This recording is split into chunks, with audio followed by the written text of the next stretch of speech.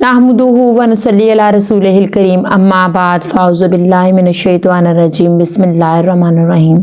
अस्सलामु अलैकुम नाज़रीन, रजब का महीना शुरू हो चुका है। इस महीने में बहुत से फ़िरक़ों ने एक बिद्दत रखी हुई है। उसकी मुनासबत से ये लोग उसका ख़त्म दिलाते हैं, जिसको कुंडों का ख़त्म या न्याज का ख़त्म भी कहते हैं। इस हवाले से आज हम बात करेंगे। हमारे बहुत बड़े आलिम दीन हैं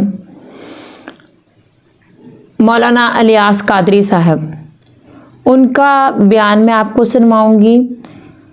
उनका क्या कहना है इस महीने के बारे में, इस न्याज के बारे में, और उसके बाद हम इंजीनियर मोहम्मद अली मिर्ज़ा साहब का बयान भी सुनेंगे। वो हमें हदीस की रोशनी में, कुरान की रोशनी में इस महीने के इस ख़त्म के बारे में क्या हमें बताते हैं। तो सबसे पहले हम वो वीडियो देखते हैं, उसके बाद हम इस पर मज़ीद बात करेंगे। उससे पहले मेरे चैनल को प्लीज़ सब्सक्राइब करें, वीडियो को शेयर करें, लाइक करें। आइए वीडियो देखते हैं। हज़रत सैयदना इमाम जाफ़र सादिक रहमतुल्लाह अलैह का यौम उर्स है 15 रजब। तो इसमें आशिकान सहाबा और अहले बैत खुसूसियत के साथ खीर पूरी की नियाज करते हैं, जिसको कुंडे की नियाज भी बोलते हैं। मेरी ये ख्वाहिश है कि 15 रजबुल मुरज्जब 15वीं रात घर घर, गली गली, मस्जिद मस्जिद खीर पूरी की नियाज हो, क्योंकि शैतान इन कामों से रोकता है। कहाँ दलील, क्या दलील? तो शैतान को करना है जलील, और गली गली, मस्जिद मस्जिद हमने करनी है खीर पूरी की नियाज। कई कहानियां चल रही है ना, ये कुंडे भी एक कहानी है। और ज़ाहिर है जब भी कोई कहानी लॉन्च करनी होती है उम्मत के अंदर, किसी बड़ी पर्सनैलिटी के साथ उसे मंसूब किया जाता है। तो ये कुंडे मंसूब किए हैं इन्होंने सैयदना इमाम जाफ़र बिन मोहम्मद बाकिर बिन अली बिन हुसैन बिन अली अलैहिमुस्सलाम अजमाइन अल-मुतवफ़्फ़ा 148 हिजरी। वो कहते हैं इमाम जाफ़र किसी को ख्वाब में आए थे, उन्होंने बिशारत दी थी कि जो रजब के कुंडे करेगा तो उसके लिए ये बिशारतें होंगी। ये तो स्टार्ट ही ख्वाब से हो रहा है, इसका दीन के साथ कोई लेना देना नहीं, ना इमाम जाफ़र के साथ कोई लेना देना है। ये वो एक प्रोपेगेंडा जो शिया के यहाँ चला और वो कुंडे चल रहे हैं। और सुन्नियों के यहाँ भी चूँकि इमाम जाफ़र एक डोमिनेंट पर्सनैलिटी है, उनको रिस्पेक्ट दी जाती है, हम खुद देते हैं। तो चूँकि अब उनका नाम बोला गया है, जिस तरह के 11वीं के ऊपर शेख अब्दुल कादिर जिलानी का नाम बोल दिया जाता है तो वो 11वीं चलना शुरू हो गई है। इस तरह सुन्नियों के यहाँ भी ये चलना शुरू हो गई। बाकी दूसरी तरफ अहले सुन्नत में जो एंटी शिया एलिमेंट्स थे, उन्होंने कोशिश की कि जी इस सेरेमनी को डाइल्यूट करने के लिए उन्होंने एक नई कहानी डिवाइस की। उन्होंने कहा कि असल में 22 रजब को हज़रत मुआविया इब्न अबी सुफियान रज़ियल्लाहु तआला अन्हु की वफ़ात हुई थी। उस वफ़ात की खुशी में शिया जो है ना वो कुंडे बनाते हैं। बिल्कुल, ये एक नई कहानी उन्होंने दरियाफ्त की। तो ये कहानी जब आपने दरियाफ्त की है, तो ये कहानी दरियाफ्त जिन लोगों के बारे में की है, सर उनकी भी राय ले लें कि उनका मौक़िफ़ ये है भी है कि नहीं। तो वो आपको कहेंगे कि हमारे लिए हज़रत मुआविया की मौत या ज़िंदगी इतनी अहमियत की हामिल नहीं है कि हम उसको सेलिब्रेट करें। वो तो कहते हैं हम उनको कोई अहमियत देते ही नहीं है, हम उनको इतना इंपॉर्टेंट पर्सनैलिटी के तौर पे नहीं मानते। वो क्या मानते हैं वो एक अलग मामला है, लेकिन कहते हैं इतना भी हमने सीरियस नहीं लिया हुआ उनको। ये इसी तरीके से है जैसा कि बरेलवियों को ये क्या कहानी की करवाई जाती है और देवबंदियों को कि अहले हदीस इमामों को नहीं मानते। हम भी बचपन में, मेरा खुद भी सारे फिरकों में, मतलब मेरा तो बिल्टअप सारा बरेलवियत में हुआ है। तो अब ये बहुत बड़ी कहानी और चल रही है। आप किसी अहले हदीस से भी जाके पूछे कि यार आप इमामों को नहीं मानते, वो कहेंगे नाउज़ु बिल्लाह, हम तो मतलब इमामों की खिदमत को लेके चल रहे हैं। चले अगर इमाम हनीफा रहमहुल्लाह से कोई इख्तलाफ भी हुआ किसी मसले में, वो तो अलग बात। बाकी जो 3 बड़े फिक्र के इमाम हैं, 3 वो जो कहानी करा के बताए गए हैं, ये तो हजारों फिक्र के इमाम हैं जिनके नाम किताबों में है लेकिन वो पब्लिकली नहीं चले। ये वो 4 इमाम थे जिनको फिरकों ने, आप समझ लें, प्रमोशन करना शुरू कर दी। तो एक मामला चल गए, पार्टियां मिल गई इनको।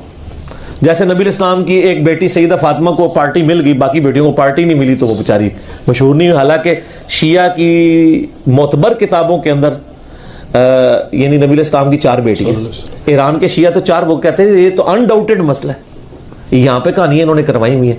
इवन सबसे बड़ा जो राफदी है यासर अल हबीब, वो भी नबी इस्लाम की 4 बेटियां मानता है, वो भी उसके भी इनकार करने की जरूरत नहीं हुई। नाजुल बलागा के अंदर मौला अली अलैहिस्सलाम ने हजरत उस्मान को दमाद रसूल فرمایا, ٹھیک ہے. تو کہانیاں لیکن وہ چل رہی ہوتی ہیں اس طریقے سے. تو وہ ایک کہانی انہوں نے چلا دی اور وہ کہانی ان کی بکنی شروع ہو گئی کہ اماموں کو نہیں مانتے. وہ آپ اہل حدیثوں سے پوچھے آپ اماموں کو مانتے ہیں, وہ کہتے ہیں سر اماموں کو نہ مانے تو ہماری ساری کتابیں ختم ہو جائیں گی, کیونکہ امام بخاری کے استاد ہیں احمد بن حنبل, احمد بن حنبل کے استاد ہیں امام شافعی, امام شافعی کے استاد ہیں امام مالک, اور ان اماموں سے حدیثیں ہیں بخاری مسلم میں. اگر ہم ان اماموں کو ہی نہ مانیں تو ان حدیثوں کو پھر ہم کہاں سے مانیں گے جن کی چین سے وہ آ رہی ہیں. وہ پھر آپ کو بتائیں گے کہ ہم اماموں کو بھی مانتے ہیں اور اماموں کی بھی مانتے ہیں.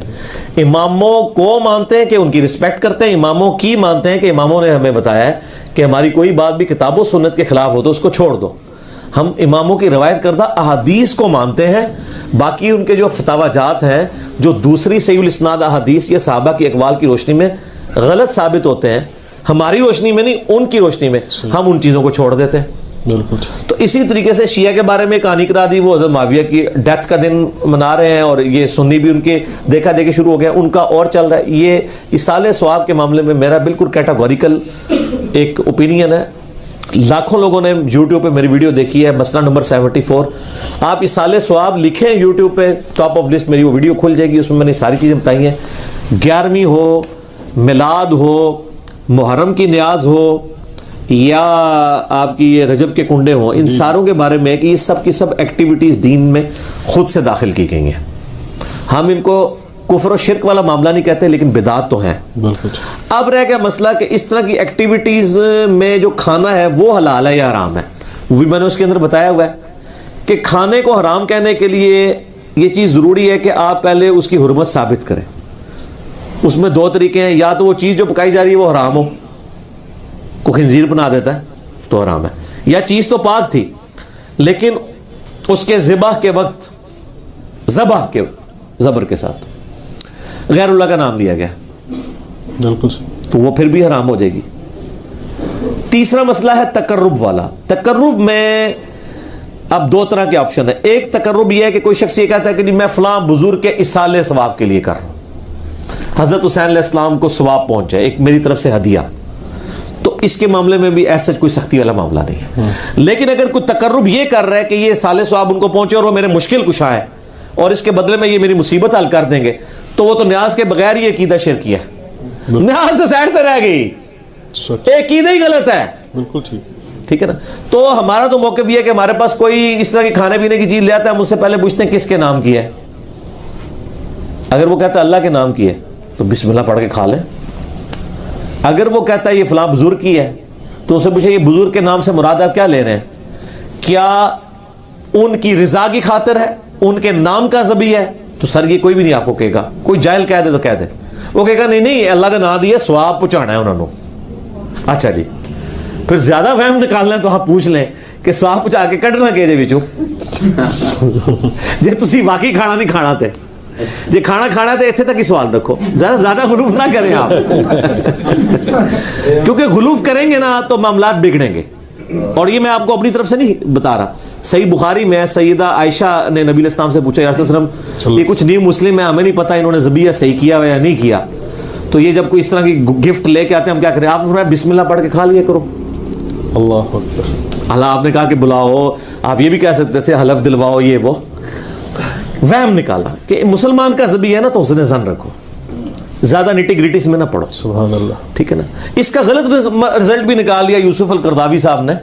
انہوں نے وہ اسلام میں حلال و حرام ایک کتاب لکھی, اس میں انہوں نے لکھا کہ یہ جو غیر مسلموں کے بھی جو ذبیحے چل رہے ہیں نا, اور جو KFC میکڈونلڈ چل رہے ہیں, جو ڈیفینیٹلی ذبیحے ہے ہی نہیں ہے, وہ اللہ کے نام کے کیا, وہ تو مطلب بالکل ذبح والا معاملہ ہی اس کے اندر اس طریقے سے نہیں ہے, نہ وہ اللہ کا نام لیتے ہیں. وہ کہتے ہیں بسم اللہ پڑھ کے آپ کھا سکتے ہیں, اور اس حدیث سے پلی لی. تو میں نے ان کا بھی رد کیا کہ سر ایڈی بھی کھلی چھوٹی نہ دو, مسلمان کا ذبیحہ ہے نا اس کے اوپر آپ کو وہم نہیں کرنا چاہیے اگر وہ مسلمان ہے. اب وہ اگلا مسئلہ شروع ہو جائے گا کہ وہ بریلوی ہے, دیوبندی ہے, اہل حدیث ہے, شیعہ ہے. یہ نئی کہانی کرنے کی ضرورت نہیں ہے.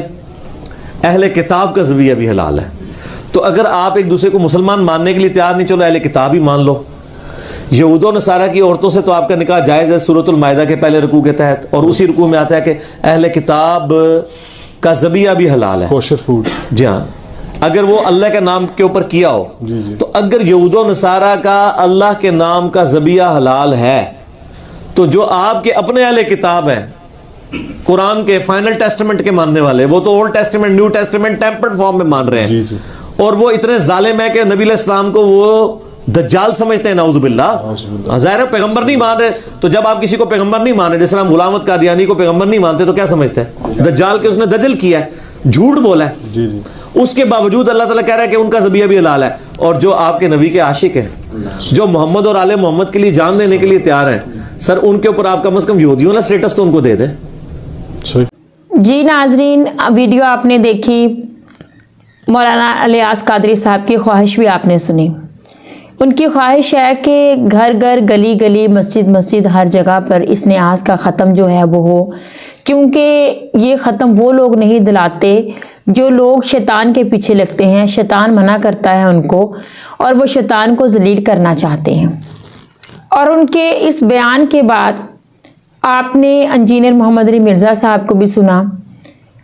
انہوں نے ہمیں بتایا کہ کوئی شخص تھا جس کو خواب میں امام جعفر صادق آئے اور انہوں نے اس ختم کے بارے میں اس شخص کو کہا، بشارت دی اس کو، اور اس کے بعد یہ ختم جو ہے وہ لوگ دلانا شروع ہو گئے. کیونکہ اس چیز کا تعلق کسی عام شخص کے خواب سے ہے، وہ کوئی پیغمبر کا کسی نبی کا خواب تو تھا نہیں جو کہ وحی ہے، اس کا دین سے کوئی تعلق نہیں ہے. اور اس کے بعد انہوں نے ہمیں مختلف طرح کی احادیث بھی بیان کی اور ہمیں یہ سمجھانے کی کوشش کی کہ اس طرح کی بدعت جو ہے وہ اسلام میں ہمیں شامل نہیں کرنی چاہیے، کیونکہ یہ اپنی طرف سے لگا کر اس طرح کی باتوں کو لوگ بناتے ہیں اور پھر نسل در نسل یہ چیزیں جو ہیں وہ چلتی ہیں.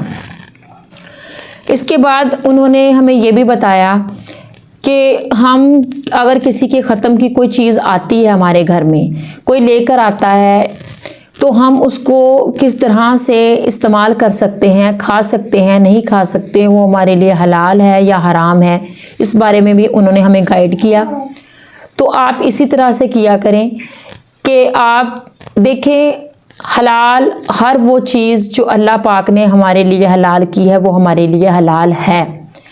لیکن اگر اس چیز پر غیر اللہ کا نام لیا گیا ہے یا وہ چیز اس مقصد کے لیے بنائی گئی ہے کہ وہ فلاں بزرگ کو خوش کرنے کے لیے اس کے لیے بنائی گئی ہے تاکہ وہ ہماری مدد کریں یا وہ ہماری مدد کرتے ہیں اور ہم ان کو خوش کر رہے ہیں، تو اس طرح سے بھی اس چیز کو کھانا جو ہے وہ مناسب نہیں ہے، آپ اس کو نہ کھائیں. لیکن اگر وہ چیز جائز ہے، حلال ہے اور وہ کسی بزرگ کے اصالِ ثواب کے لیے، وہ تو ہم کھا سکتے ہیں، کیونکہ ہمیں اصالِ ثواب کے لیے اپنے والدین، اپنے رشتہ دار، عزیز یا کوئی بھی بزرگ ہیں، ہم ان کے اصالِ ثواب کے لیے کوئی بھی چیز بانٹ بھی سکتے ہیں، دوسروں کے گھروں میں بنا کر بھیج بھی سکتے ہیں تاکہ اس کا اجر ہمیں بھی ملے اور جس کے لیے یہ ہم نے بنائی ہے چیز، جس کو اصالِ ثواب پہنچانے کے لیے، اس کو بھی اس کا ثواب پہنچے. تو بقایا یہ جو ختم وغیرہ ہے یہ اس کی اسلام میں کوئی حیثیت نہیں ہے اور آپ اس طرح کی بدعتوں میں شامل نہ ہو. یہ خام خواہ کہ وہ گناہ ہے جو ہم اپنے سر پر مفت میں لے لیتے ہیں، ان کا دین سے کوئی تعلق نہیں ہے. ہاں اگر آپ کرنا چاہتے ہیں اس طرح کا کوئی کام تو آپ کسی بھی مہینے میں کسی بھی دن میں آپ اپنے عزیز و اقارب کے لیے یا اپنے بزرگان دین کے لیے، کسی کے بھی اصالِ ثواب کے لیے آپ کبھی بھی صدقہ کر سکتے ہیں، خیرات کر سکتے ہیں. اس کے علاوہ آپ پڑھ کر ان کے لیے دعا کر سکتے ہیں. یہ چیزیں آپ کریں اور اس طرح کی بدعتوں سے بچیں جو کہ دین اسلام میں اپنی طرف سے لوگوں نے شامل کر رکھی ہیں اور ہمیں گمراہی میں مبتلا کر رہی ہیں. کیونکہ انسان جب اس طرح کی چھوٹی چھوٹی چیزوں کو، برائیوں کو جمع کرتا رہتا ہے تو پھر وہ بڑی برائی کا پیش خیمہ ثابت ہوتی ہیں. انسان گمراہ ہوتا جاتا ہے اور گمراہی اس قدر پھیل جاتی ہے کہ پھر وہ شرک کی طرف متوجہ ہو جاتا ہے. اور ظاہری سی بات ہے جو شرک ہے وہ معاف ہونے والی چیز نہیں ہے اور وہی جہنم میں لے جانے کا سبب بنے گی. تو اللہ پاک ہمیں اس طرح کے شرک سے، اس طرح کے بدعت سے بچائے اور اللہ پاک ہمیں توفیق دے کہ ہم سیدھے راستے پر چلے، اس راستے پر چلے کہ جو راستہ ہمارے نبی کریم حضرت محمد صلی اللہ علیہ وآلہ وسلم نے اختیار کیا. ہم اسی راستہ پر چل کر اللہ پاک کے नज़दीक हो सकते हैं, उसके कुर्ब को पा सकते हैं, उसकी मोहब्बत को हासिल कर सकते हैं। अल्लाह पाक हम सबको अपने अहकामात पर चलने की तौफीक अता फरमाए, आमीन। चैनल को प्लीज़ सब्सक्राइब करें, वीडियो को शेयर करें, लाइक करें और कमेंट्स बॉक्स में जाकर आप अपनी राय का इज़हार ज़रूर कीजिए। अस्सलाम वालेकुम।